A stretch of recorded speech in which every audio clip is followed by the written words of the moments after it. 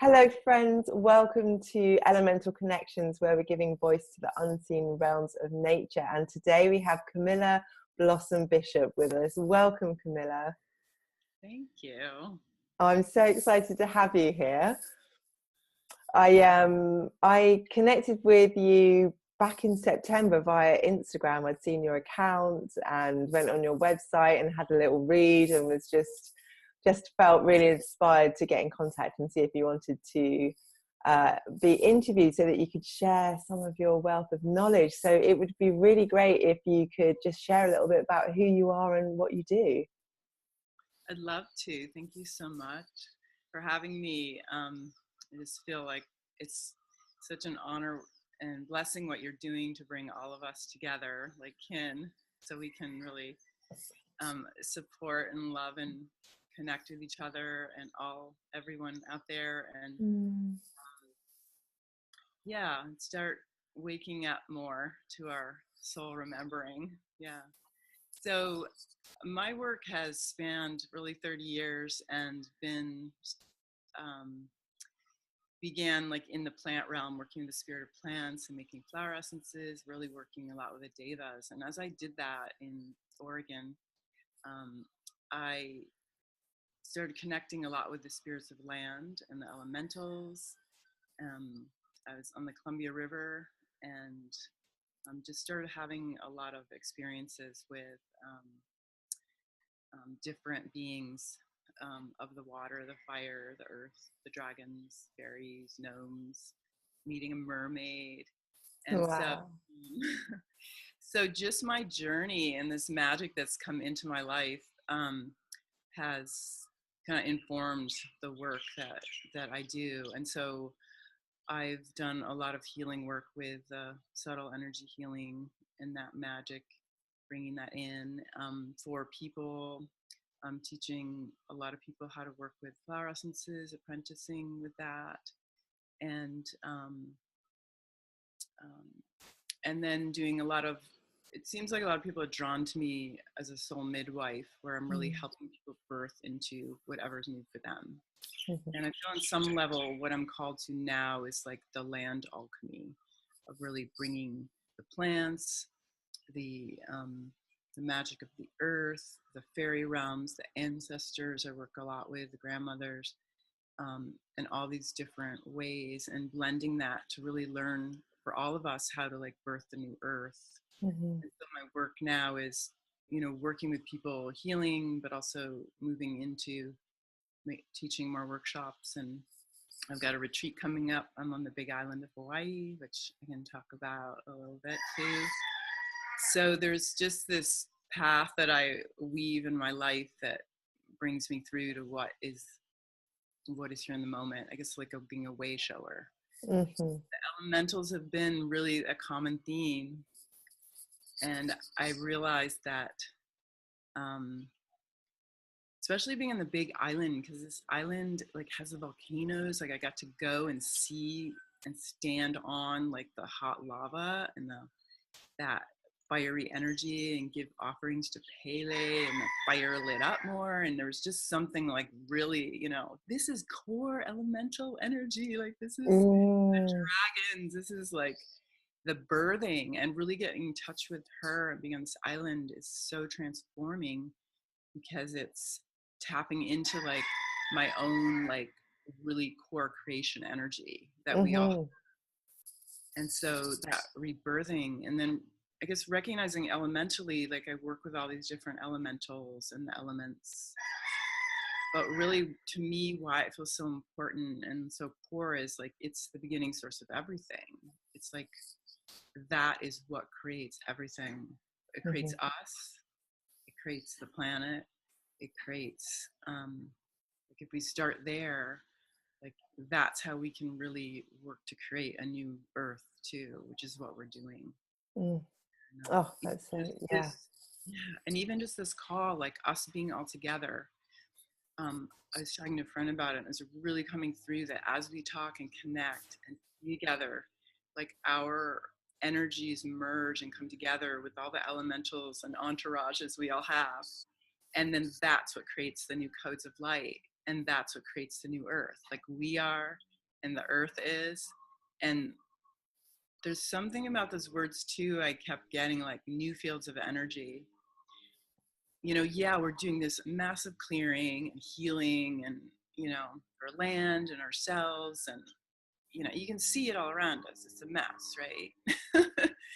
But we also need to really allow, like, flood in the new energies and let them anchor in. Mm-hmm. So, yeah, it feels like that's how we create the new earth. It's like these new um, fields of energy that are like beautiful and loving and kind and caring and magical, and that we get to do work with the fairies, and we get to work with the dragons and open like our lineage gifts, like who we really are. I'd love to hear like how then that actually shows up for you. Like how are you personally working with the fairies or with the dragons, or like what does that kind of look like Okay. for you? Yeah. One example is the last couple years I was living on land that I was guided to by this celestial blue elf that I met. I had just come back from traveling. I went on this kind of sacred journey working with water and doing ceremony through the US. And then when I came back to Oregon, the Pacific Northwest, I just really kind of was, where do I go next? What's my next path? And then this beautiful blue being came in. It was really tall and he was gorgeous, vibrant blue skin and like white, soft fur around his face, like little diamond inset. I'm like, oh my gosh, I've never seen like a spirit guide that's like so gorgeous. And I'm like, but he's really funny and cryptic, and like he'd say things to me like, you are long and green. And I'm like, what? And so I'm like, okay, I'm just gonna like hang out and see what happens with this turns out like celestial blue elf is what I called him. And then a little while later, went to visit a friend who has this beautiful land, and she was a little overwhelmed by caring for it, and she did a lot of herbal and shamanic and really beautiful ceremonial work. And so I went over to visit her, and while we were sitting on the land, like all this energy woke up. And it was just like, just by being in certain places in the right places, like it feels like that's something that I do, and certain people can just help like wake up the energies of places they go. Like it's almost a automatic thing. So I'm there, and we just start going into this other state of consciousness, being there on the land. And then the blue elf appeared to her and said, I beseech you to have Camilla move to this property and work with you and work with this land and da da da da da. And I'm like, and she's like, oh my gosh, will you? I'm like, oh my gosh, it's my dream, of course. So I lived there for about 3 years. And during that time, we just would meet regularly and journey and be with what we call the council of beings on the land, and just ask them to come in and show us and guide us and tell us how to protect the land, tell us how to wake it up, tell us how to heal. And it was just this amazing, kind of like Findhorn, right? Like you're just really listening. And the blue elf was kind of the guide, but it was really about the oneness. Like, how do we create oneness, not just with humans, but with every being? And then for a real physical example, she said, well, why don't you take over this garden on the hill? It was a vegetable garden, pretty nice size, had a lot of herbs in the center. And I'm like, yeah, that'd be great. And so I just prayed and asked, like, what does this garden want to be? Like, who is this for? Like, what's this garden about? I really was taught not to just do things for me. Like, really, my path is like letting nature, letting spirit move through me. And so I opened that way as a channel or conduit, and was told, like, plant a garden for the stars. Like, oh, so beautiful. And so I just opened and just thinking about what I wanted. And I'm like, I love those keyhole gardens. They're like in a shape of like a little rounded area you can walk in, like going into a keyhole and you can hang out. But then I had this vision and I was shown a horseshoe shape. And I love horses. They're like really important part. And I think they've been coming in a lot, and unicorns, working with them a lot. And so I was like, yeah. And so my friend came over and we're like, she's helping me make this big horseshoe, like raised bed, you know, and forming it up. And then while we're making it, it's like, oh, we can make a rainbow unicorn garden here. So I got a little baby unicorn statue and put it inside. All these colorful flowers. Another friend came over and we built this fairy portal by it and put up these huge branches that kind of curved over, so there's a place where the fairies come in. Nice.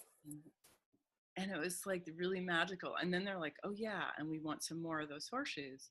And so I put 4 more, so they're kind of like, it's almost like a horse was standing, you know, how they're positioned.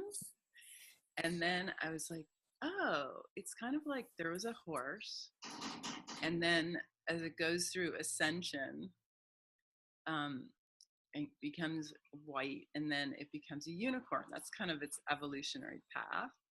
And so it was like, oh, it was like this horse had its horseshoes in the garden, and then it ascended and became a unicorn and became universal, and then it left its horseshoes, and those are the gardens. Wow. So, Oh, so that's. do you want to say something? Oh, just that's so magical. And so then I was told to make each of the horseshoes a different element and put different flowers and plants and really dedicate each horseshoe to a different element. And so it became a place where I could bring people to fairy tea parties, to dragon tea parties, bring people to come and heal and do work and really tune in to the energy. And it became the Unicorn Garden. Mm-hmm. That's what I called it. And it sort of took on a life of its own. Like every time I talk about it, I get so happy, and everyone around's like, what's the Unicorn Garden, you know? And like, you wouldn't believe the kind of magic and miracles that would happen there, like the healing, what people were able, like when we did the dragon, yeah, I could talk about the dragon altar because I know you wanted to talk about the dragon. We were saying before the interview, just touching in, because of where you are in Hawaii, and I'm getting lots of dragon energy again at the moment, so we were saying it'd be nice to talk about the dragons as well.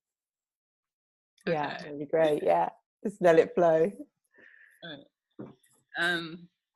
Yeah, when we first initiated, there was kind of 2-year process. The first year, the group of us initiated each of the altars, and that first year was like the waking up of that energy of what fire energy wanted to come forward to make like a vortex or the energy there.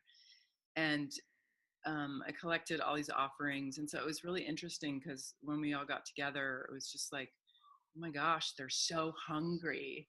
So we were like feeding all these like pouring offerings on the garden. There was like marigolds and calendulas, and there's actually parsley in there. And I found this piece of driftwood on the Columbia that has this, like, looks like a dragon head, and so it's on the end.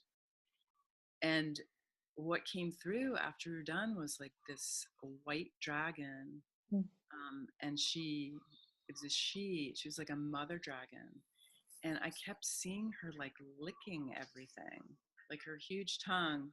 And you think of dragons being really fiery, but she was like just this loving, pure mother energy, and she was just licking everything and everyone, and with her big tongue. And I realized it was like how an animal would care for her babies and her young.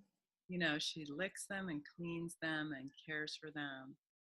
And then when I was talking to another friend even later, she goes, oh, that day I had this vision of this white dragon licking everything. I'm like, what? you know, when you have the confirmation, like from a number of people, you're like, okay. And so, yeah, so it really woke up that kind of creation energy of fire, that energy of empowerment within us, that allowing that transformation. There's just a lot of playfulness and fun. We had a bunch of kids that day too, so it was adults and kids, and then we made all these treats that were like amazing because they were like all the color, like red and orange and yellow, and just looking at our plate of food afterwards, we're like, oh my gosh, like this is fire food. So it kind of had a lot of the playfulness and joy, as well as a really kind of different dragon. And I have tuned into her more after that and realizing that she comes from Avalon, actually. Well, I'm hearing so much at the moment about the dragons that come from Avalon. Yeah, it keeps coming up at the moment. Oh, that's awesome to hear that, because I know you're probably closer to the Avalon energy being there too.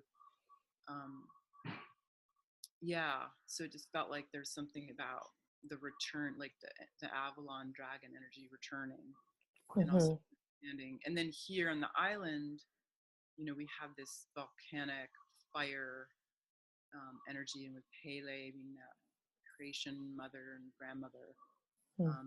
Fire here, when I first came here a few years ago, we were having all these dragon experiences, and I mean, to the point, my friend, he was really in touch with his grandmother. He's a Native American, and we were talking about his grandmother, that she does come in as a green dragon to him, and like everywhere we went, we're seeing like these huge rocks and these that look like dragon skulls on the beach, and we're like, these are dragon skulls on the beach. And then, oh yeah, so my friend, talking about him, like I say, what's going on with your tongue? And he sticks out his tongue, and it's bright green. And I'm like, what's going on with your tongue? What did you eat today? And he goes, I haven't eaten anything. So it was bright green. And he looks in the mirror and looks, oh my gosh. I'm like, is that your grandmother? Like, he adored his grandmother. That was, you know, his mother to him. And she comes as a green dragon, and here this big green tongue. Mm, wow. When stuff comes in the physical that way, it's like really fun because it's so. Wow. I love the way that you're talking about the dragons as well, because I think there's such a misconception about their energy. Like people, I hear people say, oh, they're really fierce and oh, you need to be careful. And I'm like, I haven't had that feeling from them at all. It has been, I mean, I guess it depends which dragons you're connecting with, but that beautiful feminine energy, it seems to be that's the dragon energy that I'm experiencing. It feels like the earth waking up, or this support in the I went to Wales last year, and they were showing me how they were looking after this golden energy in the earth, and when it was time, it would just start waking up. So it feels that similar. Yeah.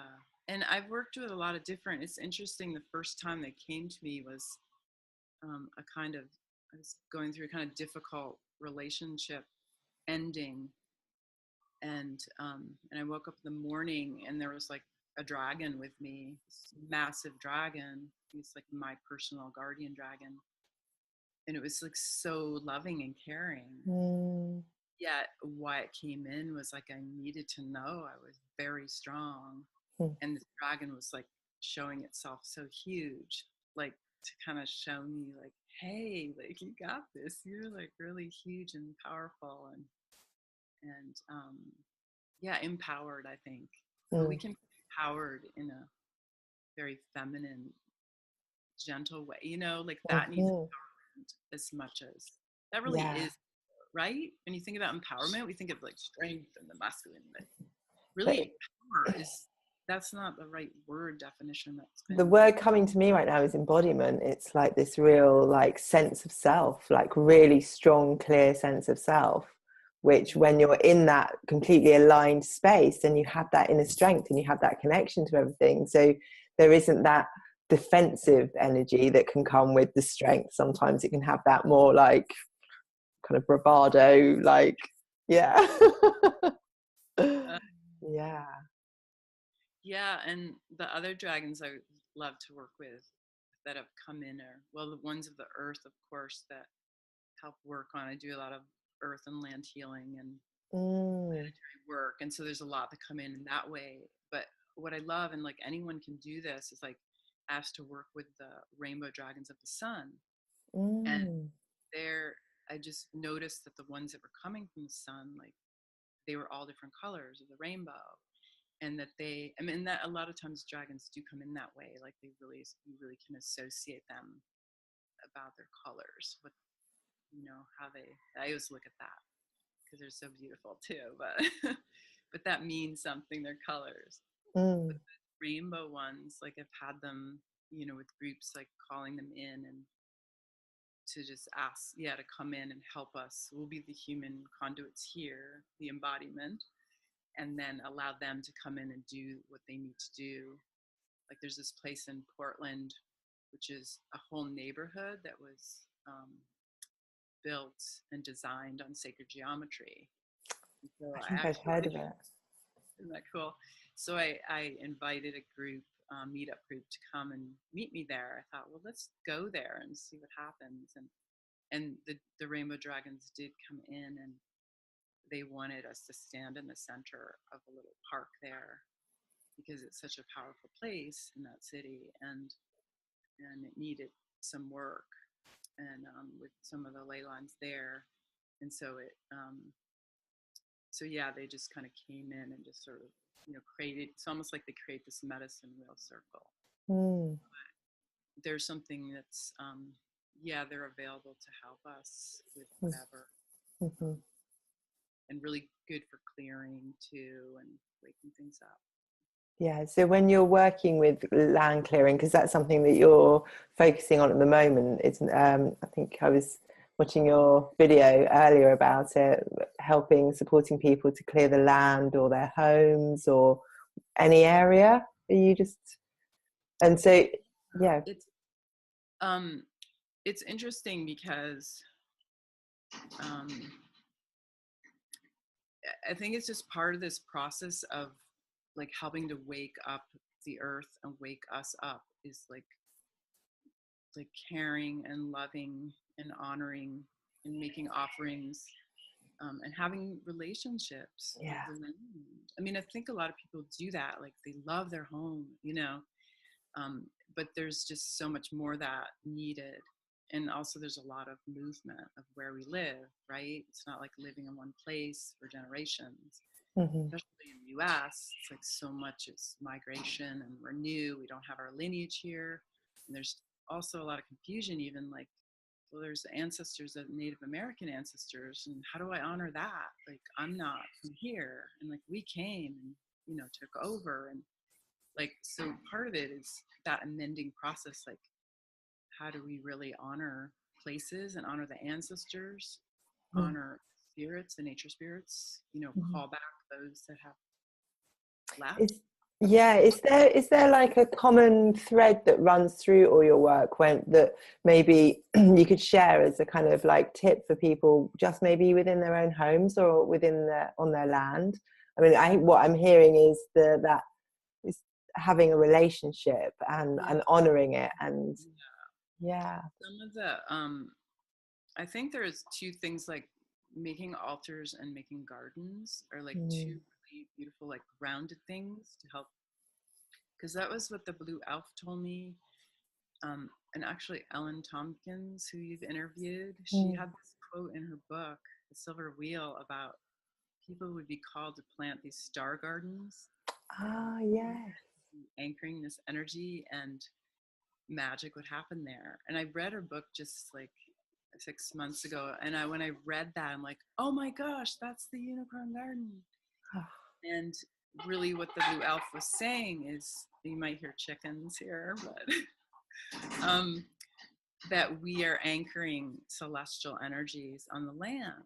And so one of the things for all of us to be aware of, which will help the clearing process, there's sort of like the clearing and the retrieval.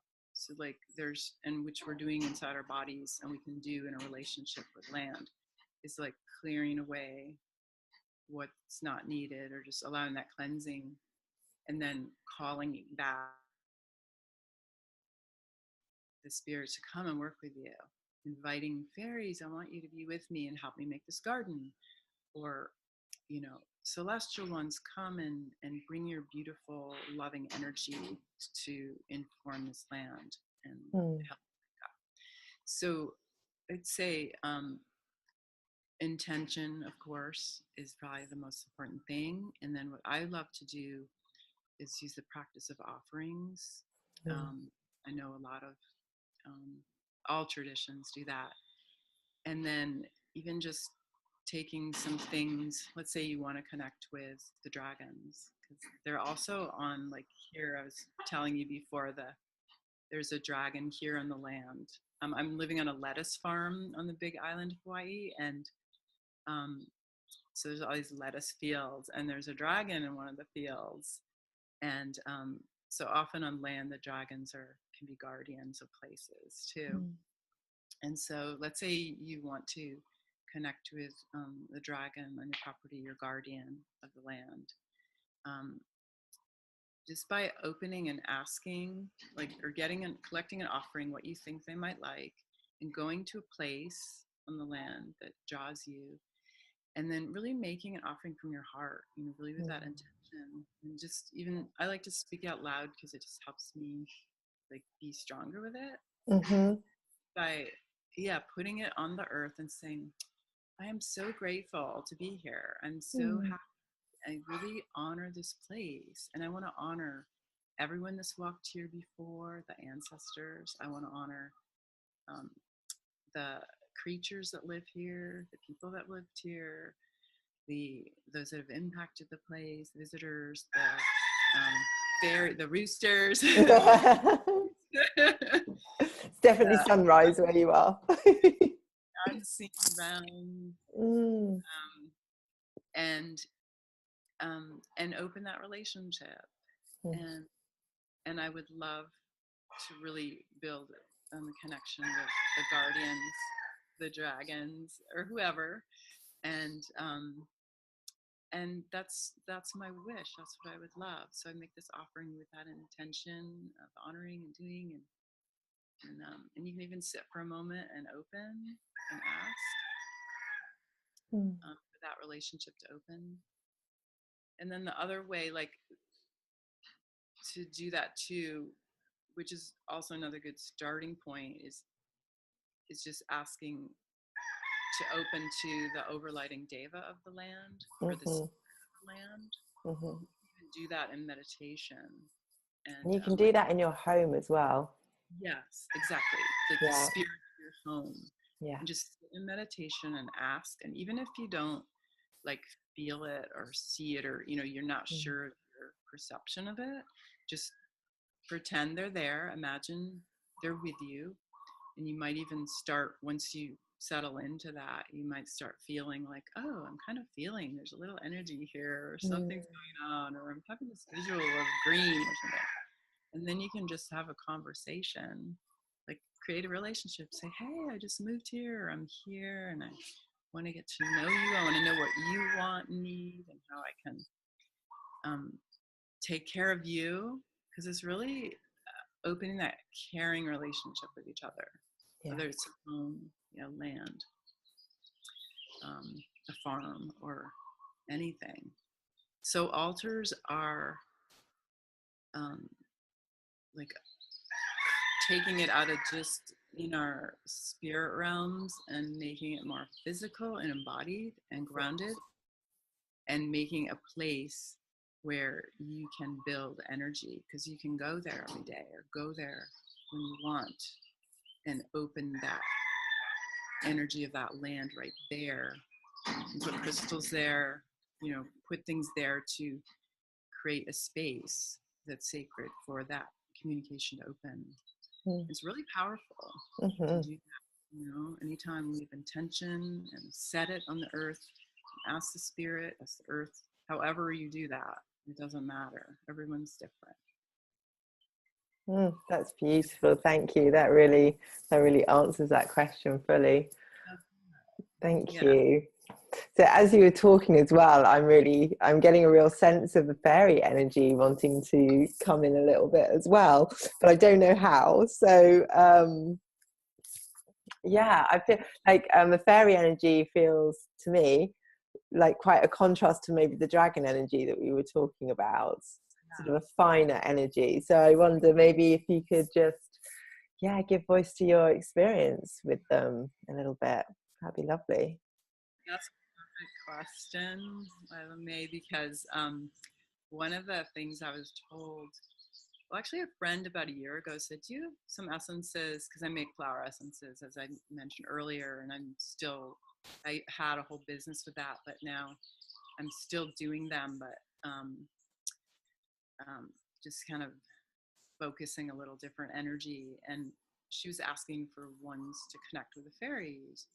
And I was like, yeah. So I gave her a few suggestions. And then when I moved here to Hawaii, it's like the fairies really came in, and they were, I want to share this funny story too, because when I was doing this unicorn class to tune into the unicorns and inviting people to come and to the land where I was living at Prairie Star Meadows in the Unicorn Garden. The unicorns were so excited, and they were so patient because I had done, the gnome party and the fairy and bird party and the dragon party and all that, and connected with them. And then like the unicorns said, "Yeah, it's our time." So right before, my helper and I were in the house, and they're like, "Okay, well maybe we should invite the fairies to come too. They're really excited and they want to be here." So I said, "Okay, fairies, you can come too." And as soon as I said that, I'm like, "Oh, geez," like this flood of fairies, and I'm like, "Oh my God, I can't handle all this energy." I'm kind of like airy fairy anyway, and so I was like, I'm sorry, but I feel kind of sick. This is a little bit too much. I love you all so much, but all of you, like millions of you all at once, because this is for the unicorn. So I'm gonna have to uninvite you." Well, actually, maybe it was more like, "Could you go over here and be over here while we do our unicorn thing? And we really want you to participate, but this is like, the unicorns have been really patient. It's their turn." And so they respected that, and it was fine. But yeah, they get really excited, and I think that's what's going on. I can feel them with me, and that's why I'm a little like, woo, woo. It gets really high, doesn't it? So I Yeah. think they want me to talk about it. I even brought it out, like this essence that I made. I might take it and just kind of share it with all of you. And That'd be beautiful. yeah, so I arrive here, and the fairies are like, "Make it." And what it is they want to help us connect with the spirits of land. They want to help us open to have a relationship with fairies, with unicorns, with the mystical, with whatever way we open. And so, yeah, maybe we can do a little tune in with it. I'd love that. Okay. And that'll ground me a little too, because I'm getting. Oh, and one of the words, this was really cool when I was making this. It's all different flowers from Hawaii, from Oregon, it's rainbows. And then I had this dream, and the word stoicism came in. And I realized this is an antidote to this lineage of stoicism that we've all had, which is to be so strong. We don't have to show our emotions or complain. They pull it, right? And the fairies are like, no, like, that's like wrong. That's why you can't see the fairies, because we're all stoic. So we are gonna take this little elixir to break through any stoicism in our DNA. How's that sound? That sounds awesome. I feel to invite everybody to put their feet on the floor. Anyone in the world that wants to join us right now, I'm gonna do it on the land too, and not just in my body, because I don't want to take everyone's.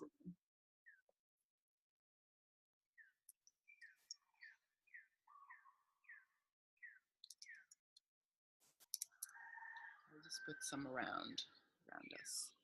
Yeah, and you want to just, I like to kind of close my eyes and just sink into it for a moment, just to receive, let yourself receive that transmission of energy, flowers, rainbows, fairy medicine.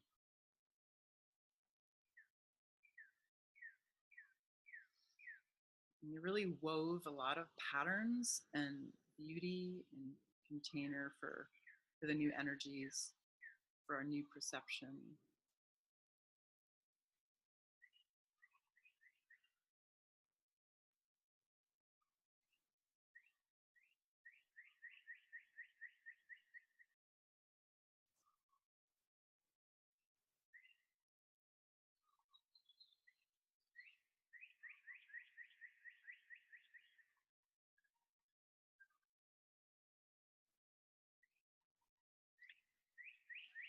They're telling me we're so happy you're sharing it with everyone.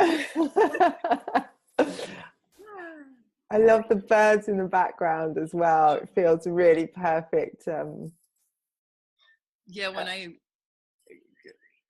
I wake up in the morning here, it's like so beautiful because quiet, and then all of a sudden there's roosters and doves and pigeons and donkeys braying and like every noise of every animal. It's just like, oh my gosh, the earth is coming alive again. Oh, so beautiful. Wow, I was getting all sorts of like spiraling going on up through my feet and up through my legs and through my body. Very nice. Yeah. Well, thank you for sharing that. Right. So this, they really wanted, yeah, something to share, and I do sell these too, that and I'll use them in my workshops, and I've got a retreat I'm doing here in the Big Island too in April. So like ways to really help people, all of us actually, open deeper relationships with the realms, and so yeah. Do you want to share a little bit more about your retreat? Yeah. Did you say it was a retreat? Yeah, it's a Yeah. 5-day retreat, and it's in the big. For those who don't know about Hawaii as much, the Big Island, they call it the Big Island because it's the biggest one. There's Maui and Kauai and Oahu, and the Big Island, and it's the one where there's all the volcanoes. And so Pele is she's the one that creates. She is like the island. She's the goddess. She's the mother. She's the creation energy, and it's very elemental. Like, I had to be called here. You really need like this feeling like, yeah, I need to go and be with the elements, be with the elementals, be with the fire and the ocean and the dolphins. And so I was just called to like invite people to come and join me here. And I found this like amazing place. It's like a paradise garden on the island with these really lovely shamanic people, and the land's ancestors were like, we want you to come and bring people here, like the Hawaiian ancestors. Like, I really feel that connection with the Lemurian ancestors. It's kind of like the Avalon energy. There's Lemurian energy, which a lot of people are needing to awaken, to remember who they are. And that's whether you do anything with it, it doesn't matter. It's more like remembering, our connection with the oceans and connection with nature and the flowers, and like essences feel very Lemurian. And, so it's an invitation to come and spend like 5 juicy days having fun and playing and being in the ocean and doing ritual and ceremonies and working with the fire energy and the land and the water energy, and making flower essences with Hawaiian, hibiscus and plumeria. And so it's yeah, it's kind of a retreat where its intention is really to recharge and renew and bring a lot of the joy and filling up that being in this magical place, and everything does, but also to open to the transformation and rebirth, because it's also right next to where the volcanoes and the lava. It's like right near the town was almost taken over by the lava streams, like sections of it. It was like getting like half a mile from the town as the lava was flowing. And they're like, oh my gosh, like we might lose our homes in town. But she kind of, the people that were praying with her, the lava went around the houses and didn't disturb them. And then probably others, you know, whatever. But it stopped, and they're kind of, there's this energy in that place that's about manifestation. It's about rebirth, about birthing and creating what you want in your life. So it's like a lot of things have been born in that area. In Puna is what it's called. It's like the eastern side of the island. And so there's just this opportunity to come, kind of why I came, but to invite you to come and do this too, like have that experience of waking things up inside, you know, rebirthing and transforming the way that we want to. And then we're also going to be, and we'll work a lot with the elementals and the elements here. And then we're going to go on a dolphin boat trip. The dolphins and whales. I've had really lovely times with them. When I was first here, I was camping at the beach, and the dolphins came in one day, and I could go out and swim with them. And oh my gosh, it was so fun and amazing. And they've been really coming in and talking a lot and helping.